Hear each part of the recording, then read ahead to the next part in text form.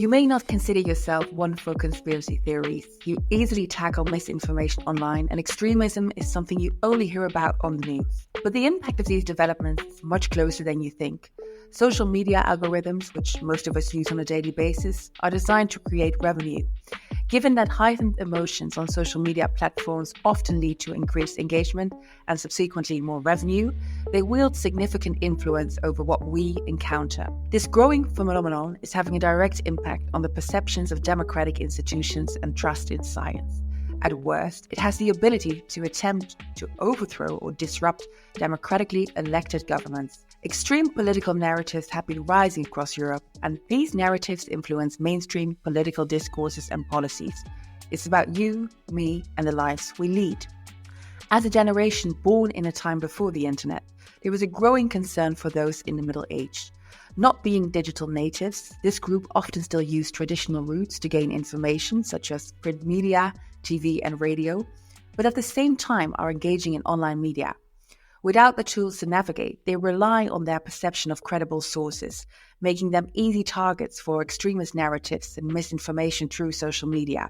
This group of middle-aged adults between the ages of 45 and 65 is under-researched, but the impact of them being drawn into extremist content may have significant consequences on political discourse, democratic processes, and institutions, as they form a large group of people who may also be in decision-making positions, such as managers and policymakers, therefore have a direct influence on those who live in democracies like you and me.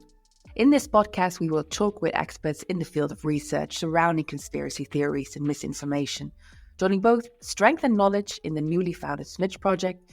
Research centers, universities, and NGOs from all over Europe will shine their light on new research findings and counter-narratives, education, and also training resources that are being developed to address fake news and misinformation.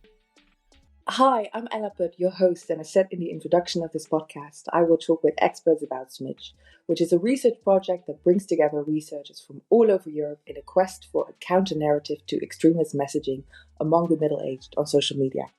Joining us from Vienna is acclaimed network analyst Christian Gulas from FAS Research. Christian, it is a pleasure to have you here as our guest today. I gave a brief introduction of you. However, can you please introduce yourself and your involvement in this project?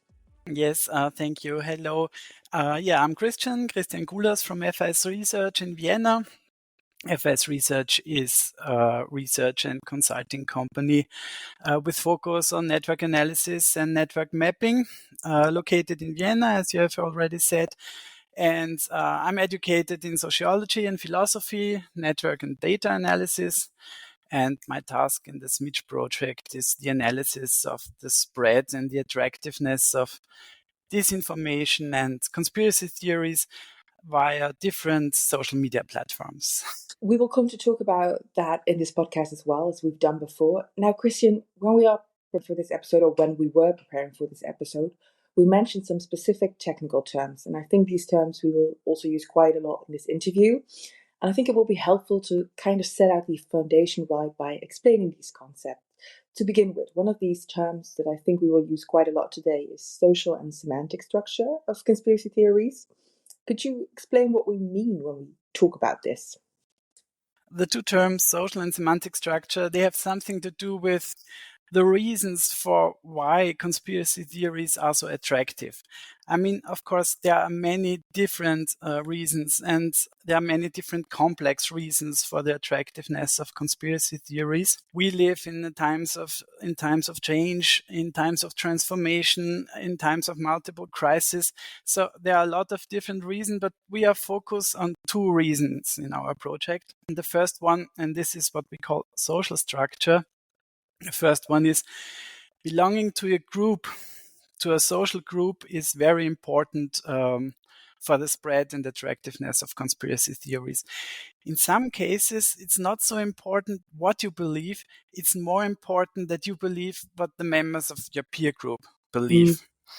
And many people tend to share this information or tend to share conspiracy theories because the members of the group they are in share them or believe in them. Of course, this is not the only reason. There are many other reasons, but it is a very important factor. And this is the social structure of conspiracy theories, and that's what we try to analyze by social network analysis techniques.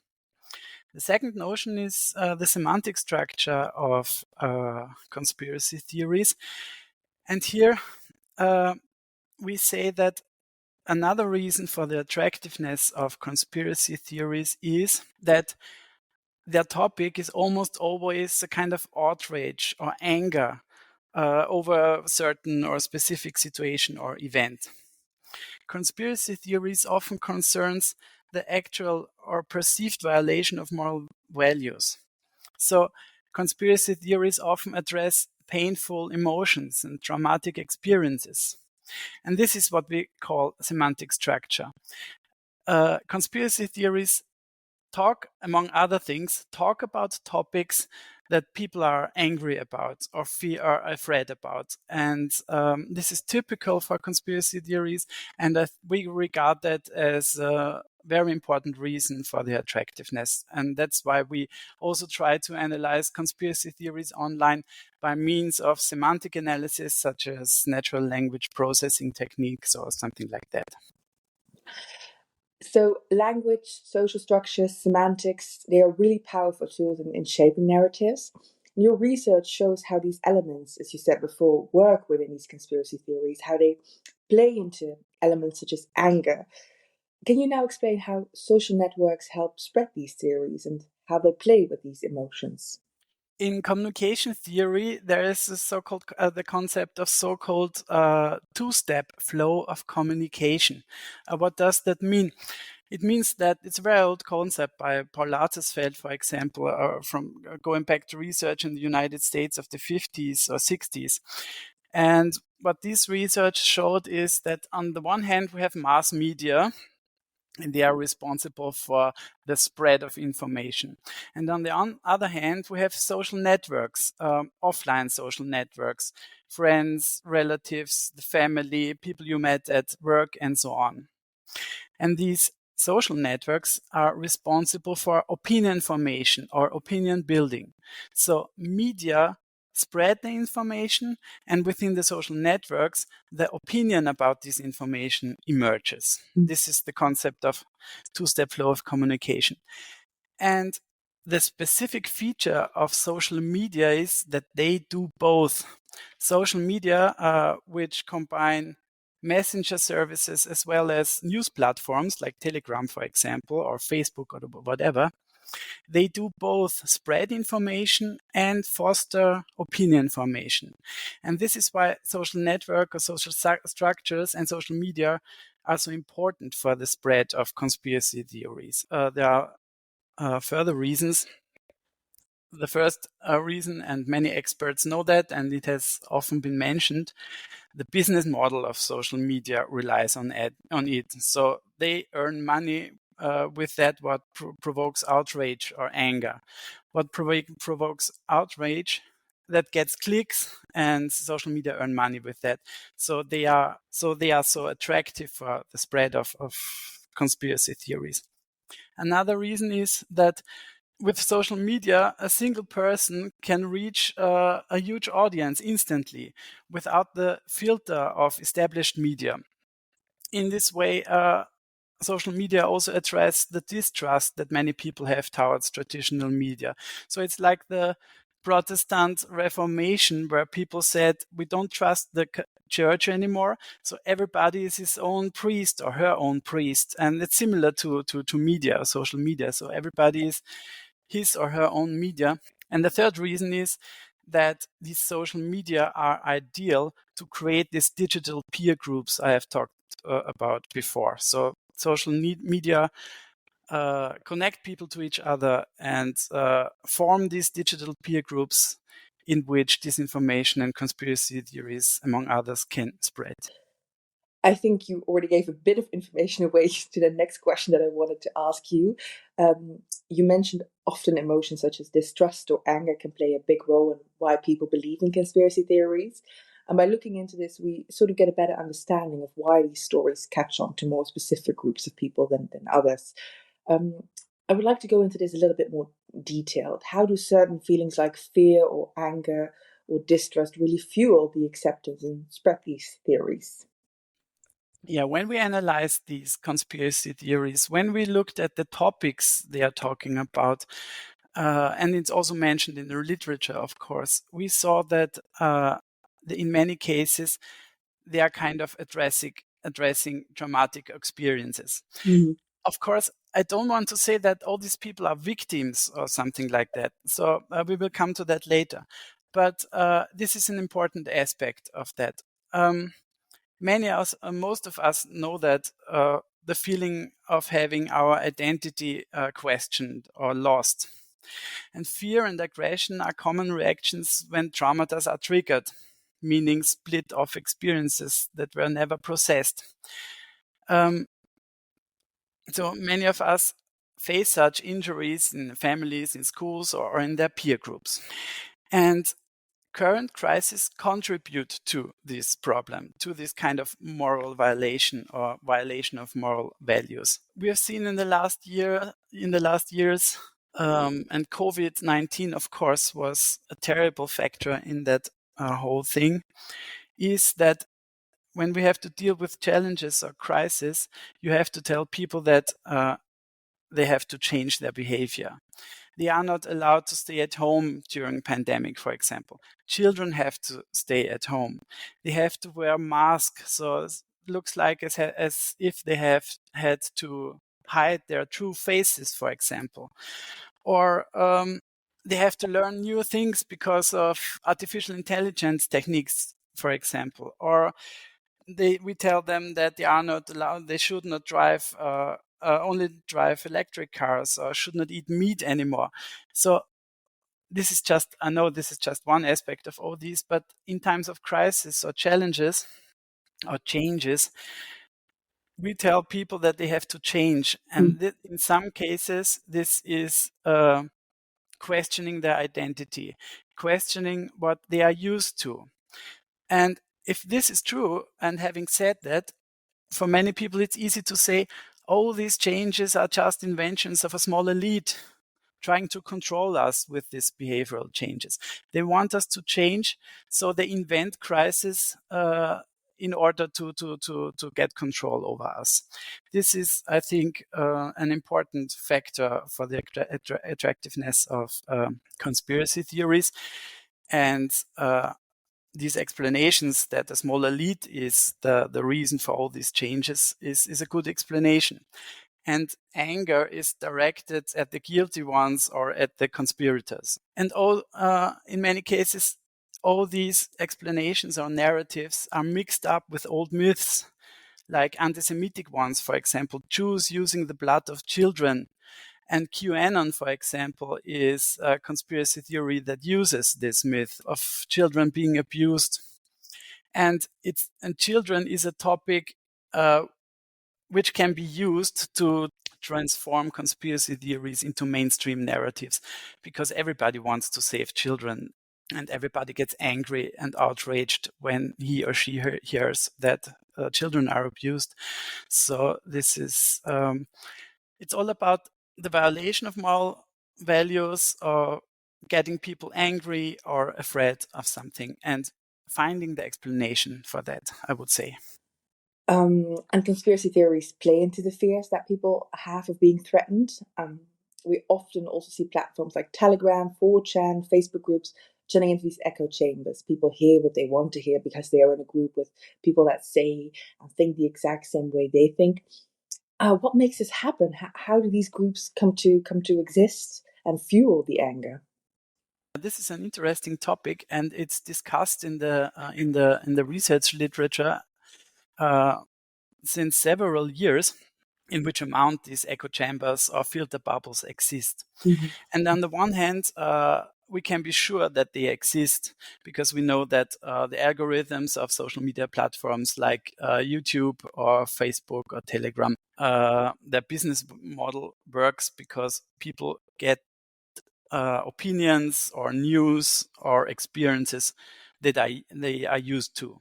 So there are these echo chambers, and that what people think is strengthened. But this is only one aspect. From social network analysis, we also know that negative relationships, that means relationship to somebody you don't like or don't agree with, also strengthen your own identity or tends to strengthen your own identity.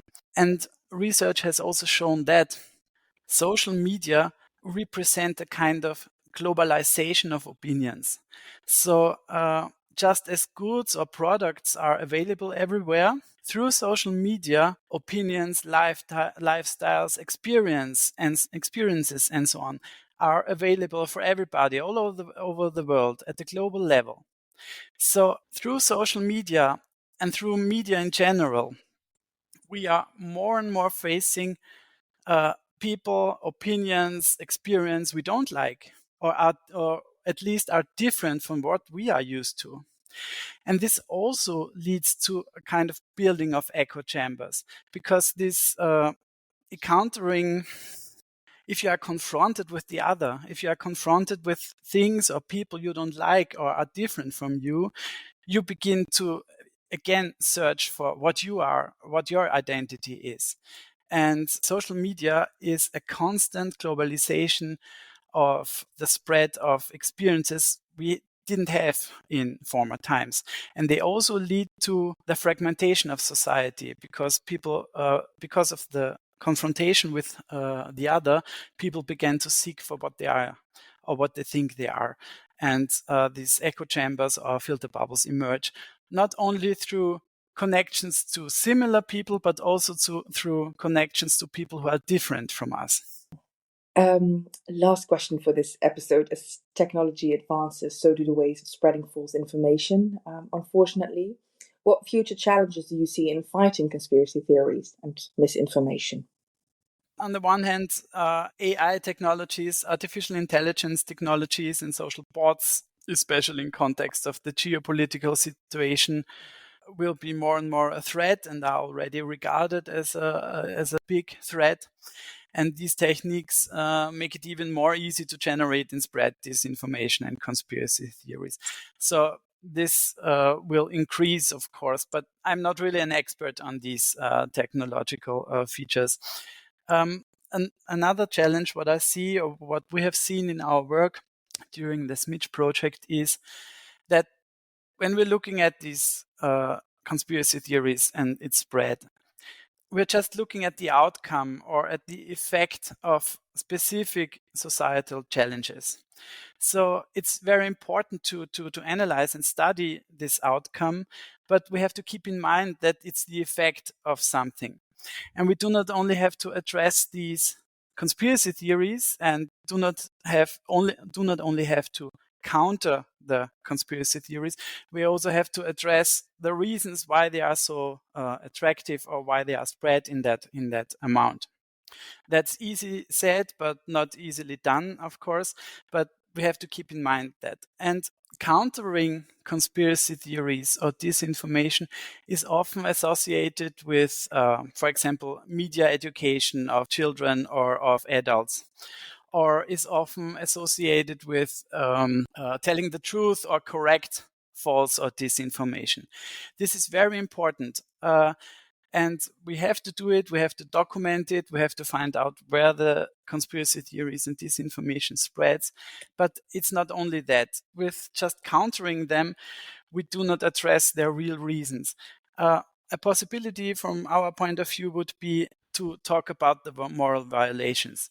So generate or construct narratives as an alternative for conspiracy theories, which exactly address the same moral violations as the conspiracy theories do, but without creating a common enemy or without creating an elite that is guilty about for that. So this would also be an aspect of countering conspiracy theories, not just saying what is true, but also talking about the moral violations conspiracy theories talk about. And just one point, as I said before, they are not only victims. So people who share or believe in conspiracy theories, of course, they are not only victims. They use hate speech, verbal violence, and so on. But we have to understand their motivation to do that. What is really dangerous are political activists or politicians who take the conspiracy theories and spread them and use them to get political or some symbolic or financial capital, to get power, to get in power. That's what we see, I think, in the moment, especially in Europe, for example, here in Austria. Conspiracy theories are mainstream in specific political parties, and they weren't 4 or 3 years ago. And this is one of the main challenges I see at the moment. Yeah, so to summarize the great extensive answer you just gave, it's still a long way to go, but I think it emphasized the importance of the Smidge project and work that you and your colleagues are doing. Christian, thank you very much for this informative and thought-provoking conversation. So much we already talked about, and as always, so much more to discuss. We will discuss that more in the future episode with your colleagues from all over Europe. We will be back with another exciting guest and hot topic in 2 months. Thank you for listening and joining us, and thanks again, Christian from FAS Research. Thank you. I am Ella Buck. This is the Smidgecast, and if you want to learn more about Smidge and our work, visit smidgeproject.eu or connect with us on X at the Smidge Project. And if you enjoyed today's conversation, please consider sharing it to support our mission. Thank you for listening.